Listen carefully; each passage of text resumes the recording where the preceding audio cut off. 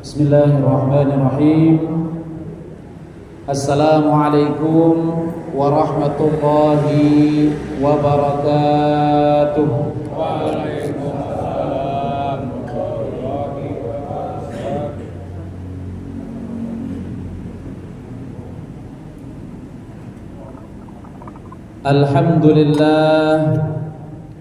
Alhamdulillahilladzi bi ni'matihi tatimmus shalihat wa bi fadlihi tatahaqqaqul maqasid wal ghayat. Asyhadu an la ilaha illallah wahdahu la syarika lah wa asyhadu anna Muhammadan 'abduhu wa rasuluhu la nabiyya wa la rasula ba'dah. Allahumma fassalli wa sallim wa barik ala nabiyyina Muhammadin wa ala alihi wa ashabihi ajma'in wa man tabi'ahum bi ihsanin ila yaumiddin. Faqala Allah Ta'ala fi kitabihil karim, a'udzu billahi minasyaitonir rajim. Qalu subhanaka la ilma lana illa ma 'allamtana innaka antal alimul hakim. Wa qala aidan qala rabbi shrah li sadri wa yassir li amri wahlul 'uqdatam min lisani yafqahu qawli. Wa qala an-nabiy sallallahu alaihi wasallam man salaka tariqan yaltamisu fihi 'ilman sahhalallahu lahu tariqan ilal jannah. Shadaqallahul azim wa shadaqa rasuluhun nabiyul karim wa nahnu ala dhalika minasyahidin wasyakirin walhamdulillahi rabbil alamin. Jamaah yang dimuliakan Allah Subhanahu wa taala, mengawali kajian ini marilah sama-sama kita membaca suratul Fatihah. Mudah-mudahan Allah taala memberikan pengampunan kepada orang-orang yang telah mendahului kita, yang dahulu pernah membangun masjid yang kita gunakan untuk ta'lim ini, dan mudah-mudahan pula Allah memberikan kesehatan yang terbaik kepada kita semua, sehingga kita semua yang hadir khususnya bisa terus mampu memakmurkan masjid yang luar biasa indah ini. Dan siapapun di antara kita yang hadir yang memiliki hajat, mudah-mudahan Allah kabulkan hajatnya. Dan yang lebih penting lagi, yang memiliki hutang, mudah-mudahan Allah segera lunasi hutangnya. Ala hadhihi niyah wa ala kulli niyatin shalihah ibtigha'an li mardatillah wa li syafa'ati Rasulillah sallallahu alaihi wasallam. Al-Fatihah. A'udzu billahi minasyaitonir rajim. Bismillahirrahmanirrahim. Alhamdulillahirabbil alamin, arrahmanir rahim, maliki yaumiddin. Iyyaka na'budu wa iyyaka nasta'in. Ihdinas shiratal mustaqim, shiratal ladzina an'amta 'alaihim ghairil maghdubi 'alaihim waladdallin. Amin. Alhamdulillah, tsumma alhamdulillah, segala puji dan syukur kita panjatkan kehadirat Allah Subhanahu wa taala atas limpahan nikmat dan karunia kita bisa berkumpul kembali dalam suasana bahagia di malam hari ini. Mudah-mudahan segenap kenikmatan yang Allah titipkan kepada kita senantiasa bisa kita manfaatkan untuk lebih mendekatkan diri kita kepada Allah Subhanahu wa taala. Jamaah rahimakumullah, berkumpulnya kita di tempat atau di masjid yang mulia ini bukanlah sebuah kebetulan. Ini atas takdir, atas irodahnya Allah Subhanahu wa ta'ala. Dikatakan dalam salah satu firman-Nya, Allah ta'ala berfirman kepada kita semua bahwa wa ma tasqutu min waraqatin illa ya'lamuha, bahwa sehelai atau satu daun yang jatuh dari pohon itu sesungguhnya atas pengetahuannya Allah Subhanahu wa ta'ala. Daun yang jatuh di sekitar kita seakan-akan jatuh begitu saja secara alamiah. Tetapi kalau kita kembali kepada konsep Quran, ternyata tidak ada satupun daun yang jatuh yang terlewat dari pengawasannya Allah Subhanahu wa ta'ala. Wala habbatin fi dhulumatil ardi, bahkan satu biji di kegelapan bumi, wala rotbin wala yabis, baik yang basah maupun yang kering, illa fi kitabim mubin, semua itu tercatat dengan rapi di kitabnya Allah Ta'ala. Artinya apa jamaah rahimakumullah? Berkumpulnya kita di tempat yang mulia ini adalah sebuah kenikmatan, sebuah anugerah dari Allah Subhanahu wa Ta'ala. Tidak semua orang yang tinggal di komplek Gading ini berkesempatan untuk hadir di masjid yang mulia ini. Itu artinya ini adalah sebuah kesempatan yang istimewa. Sering saya katakan, sampai kapan kita diperintahkan oleh Allah Ta'ala untuk taat? Sangat singkat, cuma sampai mati. Kita diwajibkan sholat sampai kapan? Cuma sampai mati. Kalau besok pagi kita ditakdirkan untuk menghadap kehadiran Allah Subhanahu wa Ta'ala, sudah tidak lagi melekat kewajiban pada diri kita semua untuk menunaikan sholat. Oleh karena itu, kesempatan yang mulia ini seakan-akan kita jalani dengan biasa-biasa saja, tetapi sesungguhnya ini adalah anugerah yang luar biasa yang telah Allah berikan kepada kita semua. Sholawat beriringkan salam senantiasa kita sampaikan kepada Nabi besar Muhammad sallallahu alaihi wasallam. Mudah-mudahan kita semua termasuk orang-orang yang mendapatkan syafaatul uzma atau syafaat yang istimewa dari baginda Rasulullah sallallahu alaihi wasallam. Mudah-mudahan pula kita yang hadir di majelis yang mulia ini termasuk orang-orang yang sekalipun tidak pernah bertatap langsung dengan baginda Rasulullah, Allah anugerahkan kepada kita kesempatan untuk bertemu beliau dalam mimpi. Karena dikatakan dalam satu riwayat, siapa saja yang menjumpai baginda Rasulullah dalam mimpinya, maka bisa dipastikan itu adalah benar baginda Rasulullah. Karena sekalipun dalam mimpi, baginda Rasulullah tidak bisa diserupai oleh makhluk lain tanpa izin dari Allah Subhanahu wa Ta'ala. Mudah-mudahan kita semua bisa mengikuti sunnah Rasulullah SAW, sehingga kita semua ini kelak diakui oleh baginda Rasulullah sebagai umatnya. Amin ya Allah ya Rabbal Alamin. Jamaah yang dimuliakan oleh Allah Subhanahu wa Ta'ala, Al-Quran dan hadis yang menjadi pedoman kita semua sesungguhnya itu adalah panduan kehidupan kita.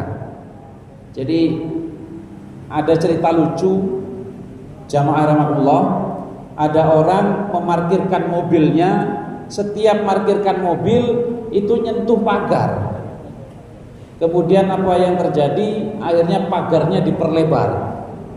Sebetulnya kalau kita markirkan mobil kok masih menyentuh pagar, itu yang harus diperlebar bukan pagarnya, tapi yang harus dilatih adalah kemampuan kita dalam menyetir mobil. Seperti orang latihan sepak bola, setiap nendang tidak pernah gol. Akhirnya karena dia frustasi, dilebarkan gawangnya. Akhirnya setiap dia nendang bola, ya gol, karena kiper tidak bisa lagi menjangkau. Kalau orang nendang bola tidak gol, yang harus dibenahi bukan gawangnya yang diperlebar, tetapi adalah kemampuan kita dalam mencetak gol. Kalau kita berhadapan dengan Al-Quran dan hadis, ternyata praktek kehidupan kita tidak sesuai dengan tuntunan Al-Quran dan hadis. Bukan Qurannya yang diedit, bukan hadisnya yang minta diperbarui, tetapi adalah perilaku kita, diri kita yang harus kita sesuaikan dengan apa yang dimaui oleh Allah Ta'ala melalui Al-Quran dan hadisnya. Maka jamaah rahmatullah, di awal perlu saya sampaikan bahwa yang berhak untuk mengeluarkan panduan bagaimana kemudian kita merawat mobil Honda katakanlah, berarti adalah dealer Honda. Kalau kita punya mobil, kebetulan mobilnya Toyota, berarti kita ikut manual booknya Toyota. Kalau mobilnya Honda tapi mengikuti Toyota atau mengikuti Mitsubishi, itu akan menjadi masalah. Allah Ta'ala yang menciptakan kita semua di muka bumi ini, maka tentu saja Allah Ta'ala yang paling mengerti bagaimana seharusnya kita semua ini menjalani kehidupan. Maka karena Allah tidak berbicara langsung kepada kita semua, diturunkanlah Al-Quran kepada Nabi besar Muhammad sallallahu alaihi wasallam melalui malaikat Jibril, dan kemudian disyarah atau dilengkapi dengan hadis-hadis Rasulullah sallallahu alaihi wasallam sebagai panduan hidup kita bersama. Jamaah rahimakumullah, oleh karena itu sekali lagi kita terhadap Al-Quran dan hadis, dan tentu saja dengan qaul ulama atau perkataan para ulama, itu harus senantiasa kita jadikan pedoman, dan tidak boleh kita merasa puas terhadap pemahaman kita saat ini. Karena itu sering saya katakan bahwa kewajiban kita menuntut ilmu itu adalah kewajiban yang tidak pernah mengenal batas waktu. Sepanjang kita masih diberikan kesempatan hidup oleh Allah Ta'ala, maka sepanjang itu pula kita berkewajiban untuk menuntut ilmu. Kalau orang Minang bilang, kan ada orang Padang Pak ya, sini ya, saya ngobrol sama Ustaz Ro'ub kemarin. Jadi kalau orang Awak atau orang Minang atau orang Padang bilang, alam takambang jadi guru. Jadi perkembangan alam atau dinamika alam itu sesungguhnya menjadi guru. Jadikanlah setiap tempat yang kau pijak sebagai madrasah, dan sesiapa saja yang kau temui sebagai guru. Maka kita tidak boleh merasa puas dengan ilmu yang kita miliki. Wa ma utitum minal ilmi, firman Allah Ta'ala, sesungguhnya kalian semua itu tidak diberi ilmu illa qalila, kecuali hanya sedikit. Jadi meskipun orang gelarnya sudah S3, sudah profesor, itu sebetulnya kalau kita kaitkan dengan firman-Nya Allah Ta'ala, yang dikuasai itu hanya sedikit. Karena ilmu Allah Ta'ala itu begitu luas, karunia rahmat Allah Ta'ala itu begitu luar biasa. Maka sering saya katakan, kalau se-Asia Tenggara, apalagi hanya satu soreang, itu tidak beriman kepada Allah, tidak menjadikan Allah itu berhenti menjadi Tuhan kita. Dan seandainya seluruh manusia di bumi ini, di muka bumi ini menyembah taat, tidak ada satupun yang membangkang perintahnya Allah, juga tidak menambah kebesarannya Allah. Kemahabesaran Allah sudah dari sananya, tidak tergantung kepada makhluk termasuk kita semua. Oleh karena itu dalam surat Al-Ikhlas itu ada ayat yang luar biasa sesungguhnya. Apa itu jamaah rahimahullah? Allahus Somad. Makanya ada ustadz yang terkenal, Ustadz Abdus Somad ya. Tapi ini tidak berkaitan ya. Tetapi itu orang kalau memberikan nama ke anak itu juga sekaligus doa. Jadi Allahus Somad, Allah satu-satunya tempat kita bergantung. Orang mengatakan berharap kepada manusia adalah patah hati yang disengaja. Kata Imam Ali karamallahu wajhah, aku pernah merasakan seluruh pahitnya hidup, dan di antara seluruh pahitnya hidup itu yang paling pahit adalah berharap pada manusia. Bukan kita tak boleh berharap kepada manusia, tetapi di balik pengharapan kita kepada manusia, jangan sampai melebihi pengharapan kita kepada Allah Subhanahu wa Ta'ala. Karena manusia serba terbatas, sementara Allah Ta'ala la yukhliful mi'ad. Allah Ta'ala itu tidak pernah mengkhianati janji, tidak pernah mengingkari janji. Bapak-bapak di sini yang suka ngopi, nah itu ada kata-kata yang menarik. Kopi yang sehat itu adalah kopi yang apa Pak? Kopi yang sehat itu adalah kopi yang digiling, bukan digunting. Nah, maksudnya apa? Kopi gunting itu maksudnya kopi saset. Kopi yang sehat itu berarti kopi yang digiling, yang kita beli dari petani, digiling, tidak disaseti kecil-kecil, harganya lebih mahal, itu lebih sehat. Tapi kalau terpaksa ya arek kumadenya, ya terpaksa kopi kapal api yang sasetan yang gulanya banyak, tapi sebetulnya kurang sehat. Nah, sepahit-pahitnya kopi, Pak, tidak sepahit berharap pada manusia. Termasuk kita itu sesungguhnya juga harus meminimalisir berharap kepada pasangan hidup kita. Karena semakin kita berharap pada pasangan hidup kita, semakin tidak bahagia kita menjalani kehidupan keluarga. Kata Syekh Mustafa Al-Ghalaya ini dalam kitabnya Idhatun Nasiin, "Lau qamal 'abdu bima wajaba 'alaihim lakanu wa hum fil ardi fi jannatil khuldi." Nah, ini menarik, Pak.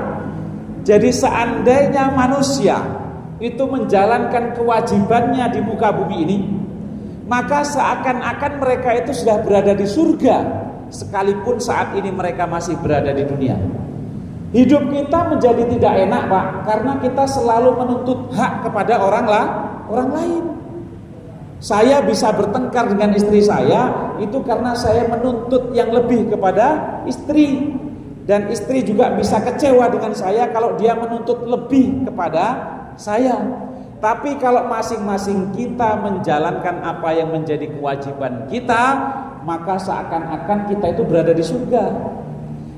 Kalau saya sebagai suami menjalankan kewajiban saya dengan sebaik-baiknya sebagai suami, saya mencari nafkah, saya membantu istri, saya mencukupi kebutuhan istri, dengan sendirinya istri saya berarti mendapatkan haknya. Sebaliknya, kalau istri saya menjalankan kewajibannya dengan baik tanpa saya menuntut kepadanya, maka sesungguhnya saya sudah memperoleh apa yang menjadi hak saya.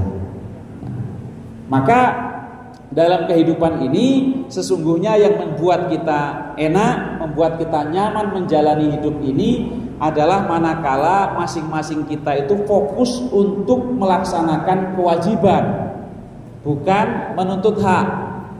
Karyawan dengan bos itu bisa bertengkar karena masing-masing menuntut hak. Bos menginginkan karyawannya bekerja dengan baik, menunaikan kewajibannya dengan maksimal, tapi kerjanya nggak benar. Akhirnya apa? Tidak diberikan gaji sebagaimana mestinya. Yang karyawan juga demikian.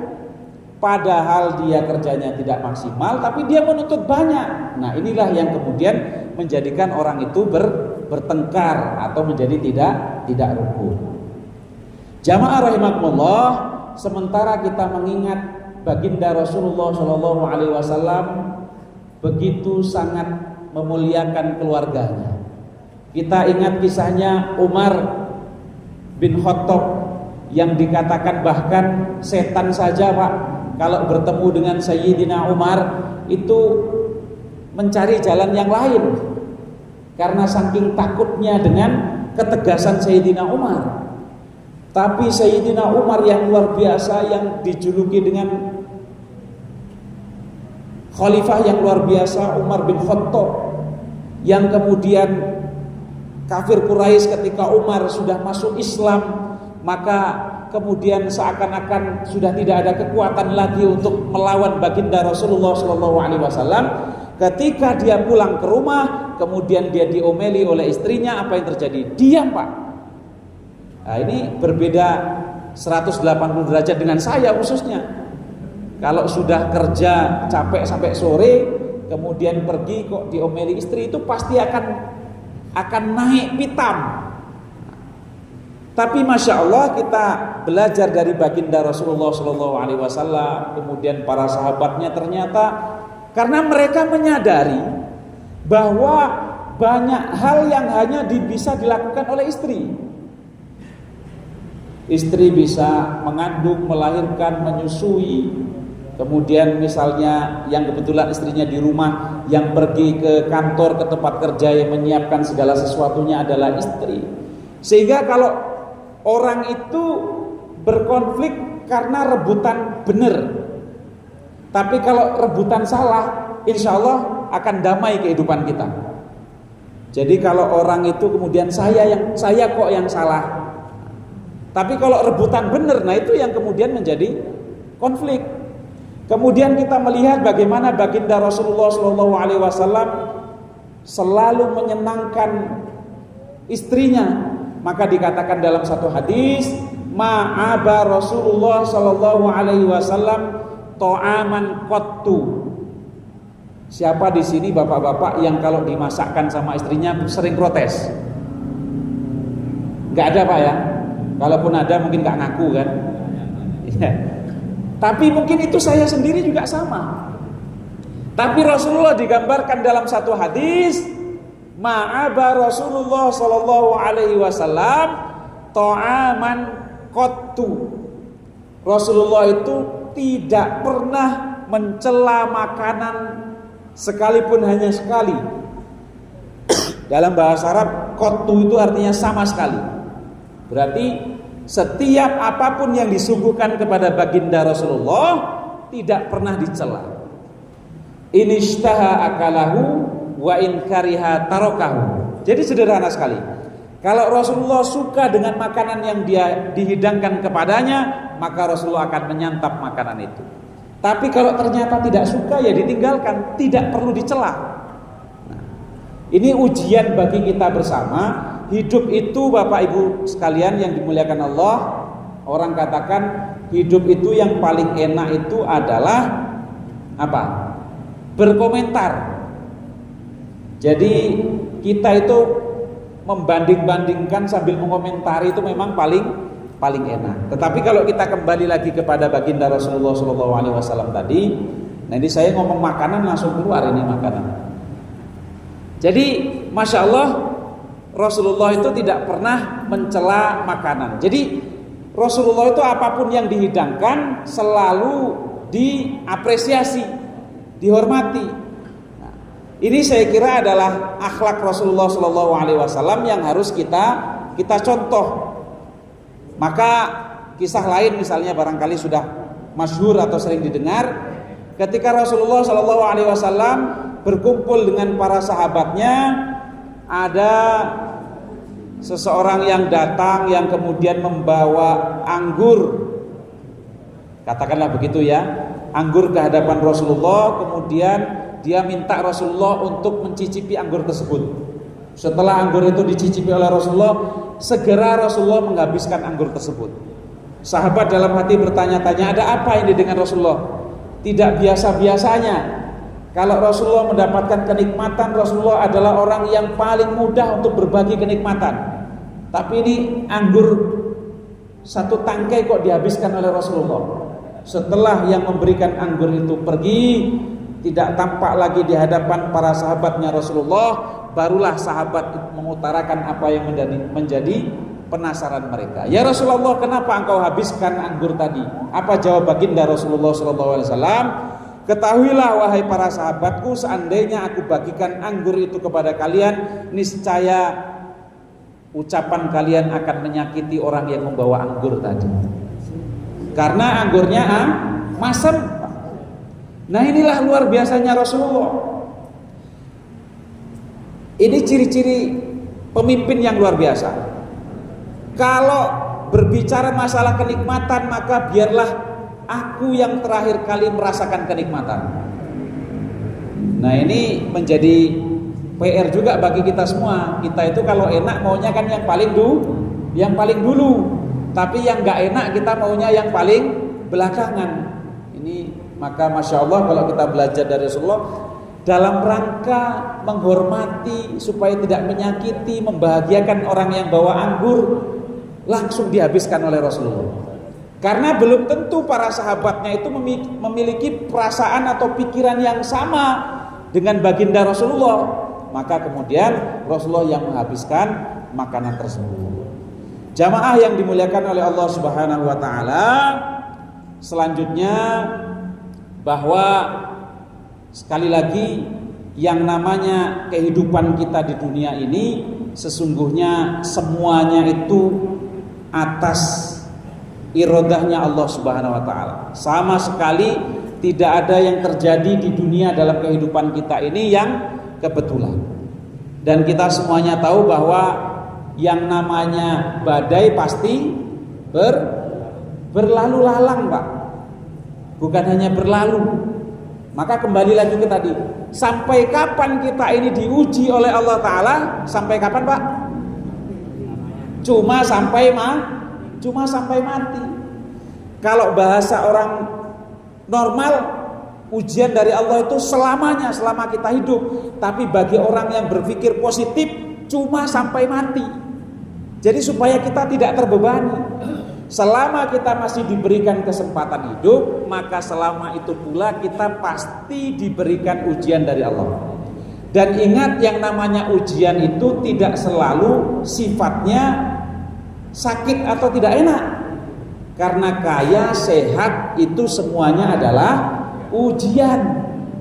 Maka sekali lagi jamaah rahimakumullah, sore tadi kira-kira ada nggak di antara kita ini yang berdoa kepada Allah?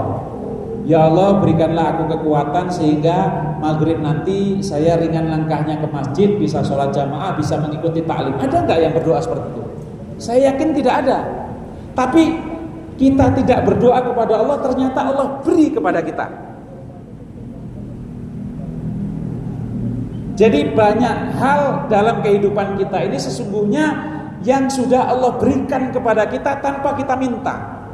Maka benar firman Allah Shadaqallahul Adzim yang bunyinya adalah wa in ta'uddu nikmatallah la tuhsuha. Sungguh kalau kalian semua itu menghitung-hitung nikmatnya Allah, pasti tidak akan mampu untuk menghitungnya. Kalau lautan dijadikan tintanya dan seluruh kayu yang ada di hutan dijadikan penanya untuk menulis kebesaran Allah Subhanahu wa taala dan didatangkan yang serupa dengan itu, niscaya akan habis sebelum tertuliskan dalam lembaran kertas apa yang menjadi kenikmatan dan kebesaran Allah Subhanahu wa taala. Maka Nabi Sulaiman alaihi salam ketika diberikan kenikmatan yang luar biasa oleh Allah Ta'ala, apa kata beliau? Hadza min fadli Rabbi. Bahwa kenikmatan yang kita miliki itu jangan sampai kita menganggapnya karena semata-mata keringat kita, semata-mata usaha kita. Bukan, ini adalah fadilah, adalah keutamaan dari Allah Subhanahu wa Ta'ala. Hadza min fadli Rabbi. Tidak berhenti di situ. Liyabluwani aashkuru am akfur. Jadi seluruh kenikmatan yang Allah berikan kepada kita itu sesungguhnya dalam rangka untuk menguji kita semua, apakah kita bisa menjadi pribadi yang bersyukur atau kemudian kita justru menjadi pribadi yang kufur nikmat. Maka ketika baginda Rasulullah SAW menunaikan sholat malam dengan rakaat yang panjang, dengan bacaan-bacaan yang panjang, dengan rakaat-rakaat yang jumlahnya tak terbatas sampai kakinya bengkak, kemudian dikomentari, bukankah engkau Rasulullah adalah sosok yang maksum, yang diampuni dosanya baik yang telah lalu maupun yang akan datang? Afala akunu abdan syakuro. Jawabnya Rasulullah, tidakkah aku ingin menjadi hamba yang bersyukur? Karena kenikmatan yang diberikan oleh Allah Ta'ala kepada kita ternyata sangat luar biasa. Dan sekali lagi kita semua tidak akan mampu untuk menghitung-hitungnya. Maka ketika kita masih diberikan kenikmatan usia oleh Allah Ta'ala, maka pilihannya tiada lain tiada bukan adalah semakin kita berupaya untuk menambah taat kita kepada Allah Subhanahu wa Ta'ala. Dan supaya kita bisa istiqomah dalam kebaikan, jamaah rahimakumullah, salah satu caranya adalah seperti ini. Kita berkumpul secara berjamaah bersama dengan orang-orang yang solih, bersama dengan orang-orang yang baik. Maka obat hati itu kan ada 5, salah satunya adalah orang-orang yang solih, hendaklah engkau berkumpul kepadanya. Kalau dalam syair yang biasa dibaca oleh anak-anak pesantren, itu bunyinya begini, anil mar'i la tas'al. Jadi kamu tidak perlu bertanya tentang seseorang, wasal an qarinihi, tapi bertanyalah siapa temannya. Karena innal qarin bil muqarani yaqtadi. Karena seseorang itu akan mengikuti kebanyakan temannya. Maka kalau kita salah bergaul, kebetulan pergaulannya tidak tepat, orang yang kita kumpuli itu adalah orang-orang yang tidak tepat, maka kita pun akan menjadi seperti mereka. Tapi kalau kita bergaul dengan orang-orang yang soleh, maka insya Allah kita akan mendapatkan berkahnya kesolihan orang-orang tersebut. Maka sering dikatakan kalau kita berkumpul dengan orang yang biasa membuat pisau atau pedang, maka kita akan kebagian panasnya. Tapi kalau kita berkumpul dengan penjual minyak wangi, maka kalaupun kita tidak membeli minyak wangi tersebut, sekurang-kurangnya kita akan kebagian wanginya. Wa in kana dza syarrin fajannibhu sur'atan wa in kana dza khairin faqarinhu tahtadi. Jadi perintahnya apa?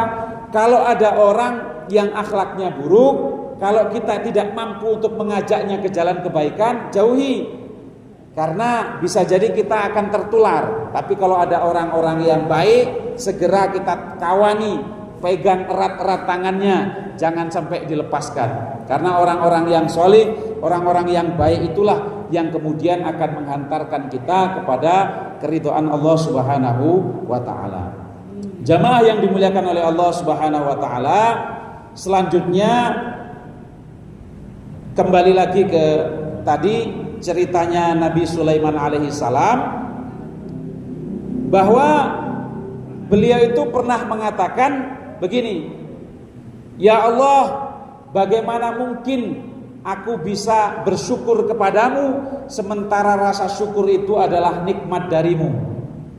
Jadi jamaah rahimakumullah, kalau kita mendapatkan kenikmatan, maka perintahnya adalah kita bersyukur atas kenikmatan tersebut. Tetapi ketika kita memiliki kemampuan untuk mensyukuri kenikmatan, itu sesungguhnya juga adalah nikmat dari Allah Subhanahu wa ta'ala. Maka di awal tadi saya mengawali taklim ini dengan ucapan alhamdulillah tsumma alhamdulillah. Jadi alhamdulillah yang pertama itu adalah rasa syukur kita atas segenap kenikmatan Allah Subhanahu wa ta'ala kepada kita. Kemudian alhamdulillah yang kedua, karena kita masih diberikan kesempatan oleh Allah Ta'ala untuk mensyukuri kenikmatan dari Allah Subhanahu wa ta'ala. Maka tidak cukup dengan alhamdulillah, tetapi dengan tsumma alhamdulillah. Jadi alhamdulillah kedua itu adalah rasa syukur kita karena kita masih diberikan kesempatan untuk mensyukuri nikmatnya Allah Subhanahu wa ta'ala. Kembali lagi ke tadi, bahwa pentingnya kita berjamaah dalam kebaikan. Nah, kita lihat juga Pak, yang punya WhatsApp itu pastikan banyak Pak ya, grupnya ya. Ada grup alumni SD, alumni SMP, grup arisan, grup masjid, grup kurban, apalagi Pak, grup wali murid, grup mancing, grup badminton, grup olahraga. Nah itu juga harus dipilah-pilah Pak. Jangan sampai grup itu menjadikan kita itu tidak diridhoi oleh Allah Subhanahu wa ta'ala. Karena kadang saya di grup, ada grup tenis itu misalnya, kadang yang dikirim itu macam-macam Pak. Kalau yang dikirim jadwal sholat, senang kita Pak. Yang dikirim adalah video-video motivasi, senang kita Pak. Tapi kadang-kadang kan orang itu asal dikirim gambar-gambar yang tidak senonoh, dikirim video-video ujaran kebencian. Kita mungkin bisa berkilah, kan saya cuma diam, saya cuma ngintip. Nah ngintip ini Pak, kalau cuma sekali nggak apa-apa. Kalau berulang-ulang itu bukan ngintip lagi, itu nafsu namanya. Maka sabdanya baginda Rasulullah SAW, kul khairon auliyasmun. Jadi katakanlah yang baik atau kamu diam. Kalau kamu melihat kemungkaran, falyughayyir biyadi. Fa illam tastati, fa illam yastati falyughayyir bilisani. Jadi fa illam yastati fa biqalbi wa huwa at'aful iman. Jadi nah ini Bapak lihat-lihat lagi nih, kira-kira grup ini menjadikan Allah ridho kepada kita atau enggak? Kalau kita kebetulan masuk di salah satu grup yang postingannya ada yang aneh-aneh, kira-kira kita bisa mengingatkan enggak? Kalau kita ternyata tidak bisa mengingatkan, khawatir kita malah justru ikut-ikutan, putuskan saja. Lebih baik keluar daripada grup. Keluar dari grup daripada Allah marah kepada kita. Karena yang harus kita perbanyak adalah kumpulan orang-orang yang solih. Tapi bicara masalah mancing tadi ada yang lucu juga Pak di kampung saya.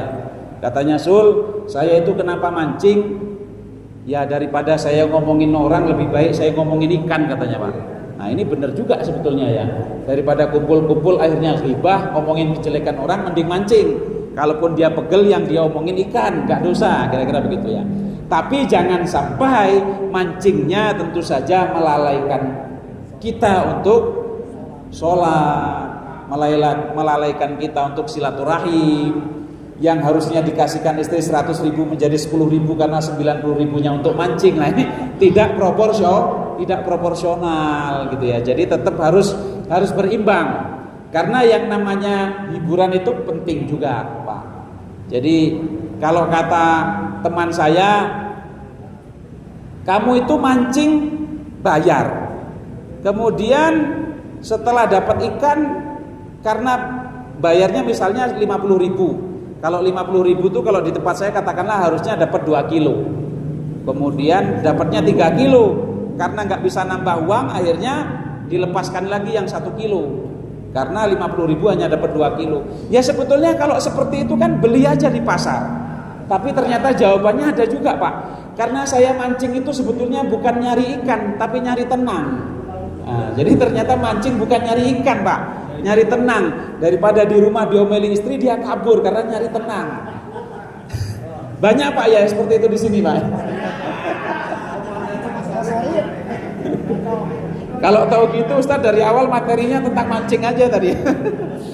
Jadi Masya Allah jamaah rahimakumullah, yang namanya hiburan itu penting. Dan memang Islam itu kan sebetulnya agama yang luwes dan luas. Tetapi jangan sampai kemudian hiburan kita itu melalaikan dengan kewajiban kita yang asasi.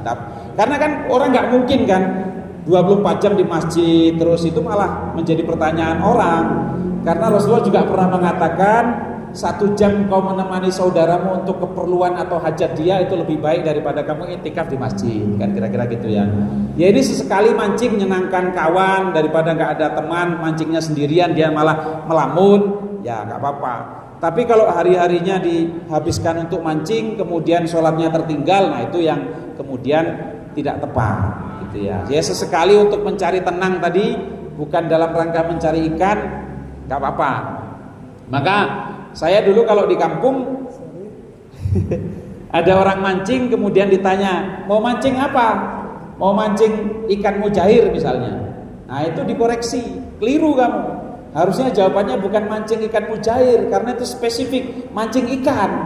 Karena kalau kamu dapat ikan mas, kamu harus turunkan ikan mas itu karena yang kamu tuju adalah ikan mujair. Nah, jadi macam-macam alasan orang mancing dan di pengadilan juga begitu Pak. Salah satu alasan orang cerai itu ya karena suaminya kebanyakan mancing. Mancing itu boleh, yang tidak boleh adalah mancing keributan. Nah itu jadi ya tetap boleh. Jadi boleh sebagai hiburan, tetapi tetap ya kalau bisa mancingnya itu sambil zikir, sambil sholawat. Nah ini luar biasa ini Pak. Kan dulu pernah saya sampaikan 3S: sholat, sholawat, sama silaturahim. Jadi sebelum mancing saya harus punya target. Saya ini kok kalau asar kok berat sekali jamaah. Ya sudah, saya mau mancing asar ini, tapi saya harus jamaah dulu. Nah itu bagus. Nah, jamaah dulu karena awalnya berat gak apa-apa. Didorong karena mau mancing biar jamaah asar dulu. Nah, setelah jamaah asar berangkat mancing, saya ini kadang-kadang lupa sholawat. Nih, saya perbanyak sholawat ketika mancing gitu kan. Kemudian ini saya mancingnya bersama teman saya niati ini silaturahim. Tapi jangan setiap hari juga. Nah, kalau setiap hari nanti orang rumah yang akan tidak terima, kira-kira begitu. Jadi jamaah rahimakumullah. Tapi Pak, saya jadi terpikir juga tentang pentingnya kita mendidik anak kita, saudara kita, termasuk kita pribadi, kemampuan untuk renang, Pak. Baru-baru saja itu kan ada kejadian itu kapal yang terbakar di Melangwane itu, Sulawesi Utara itu. Ya Allah, menangis kita, Pak, kalau melihat bayi harus diselamatkan, kemudian harus pegangan erat-erat. Ya meskipun pakai pelampung kan, kalau kita memiliki kemampuan renang yang cukup, saya kira kan agak-agak tenang gitu ya. Nah ini sementara kan banyak di antara kita itu kalau renang itu kan yang paling banyak dikuasai itu kan dua gaya, Pak. Satu gaya batu, yang kedua gaya botol kan. Nah itu sebetulnya kan apa bedanya, Pak? Kalau gaya batu itu begitu masuk ke kolam atau ke laut dia langsung, Pak, ke dasar lautan, itu gaya batu itu langsung. Tapi kalau gaya botol itu ada prosesnya, Pak, leb nah, gitu ya, karena botol itu kan harus masuk dulu ke ini. Tapi saya kira sabda baginda Rasulullah SAW perlu untuk kita renungi kembali, alimu auladakum bisibahah warimayah. Jadi ajarilah anak-anak kalian itu kemampuan renang dan memanah. Nah, saya kira gitu. Jamaah rahimakumullah, akhirnya sama-sama kita memohon, meminta kepada Allah Ta'ala supaya kita semua bisa istiqomah dalam kebaikan, bisa saling mengingatkan dalam kebaikan, dalam ketaatan dan dalam kesabaran. Karena itulah hakikat kehidupan kita. Karena kita semua tidak tahu sampai mana kontrak kehidupan kita dengan Allah Ta'ala. Dan saya kalau ditanya, Ustaz Samsul, sampai kapan Ustaz ngisi majelis bulanan di masjid ini? Jawabannya adalah sampai saya pindah. Jadi nggak lama. Kalau bulan depan saya pindah berarti akan digantikan sama orang lain. Nah kira-kira begitu. Sampai kapan kita akan diuji oleh Allah Ta'ala? Ya cuma sampai mati. Dan kita tidak perlu merasa paling berjasa, paling hebat di muka bumi ini.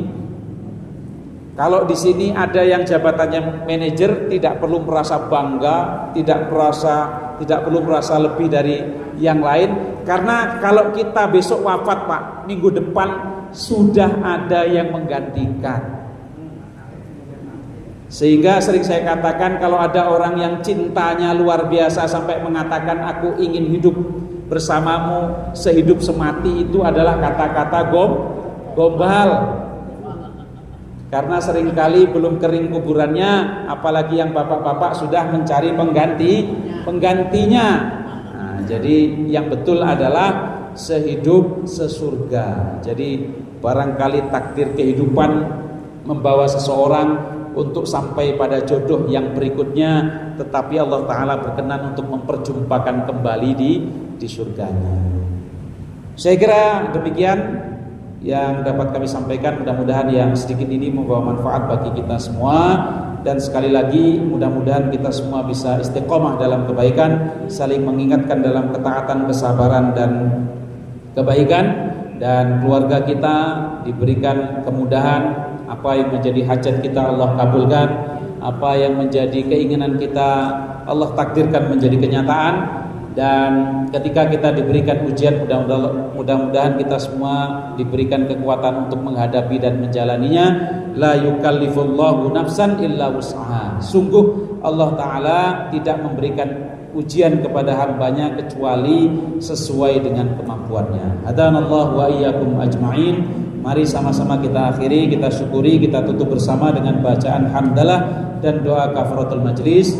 Alhamdulillahirabbil alamin. Subhanakallahumma wa bihamdika asyhadu an la ilaha illa anta astaghfiruka wa atubu ilaik. Wassalamualaikum warahmatullahi wabarakatuh.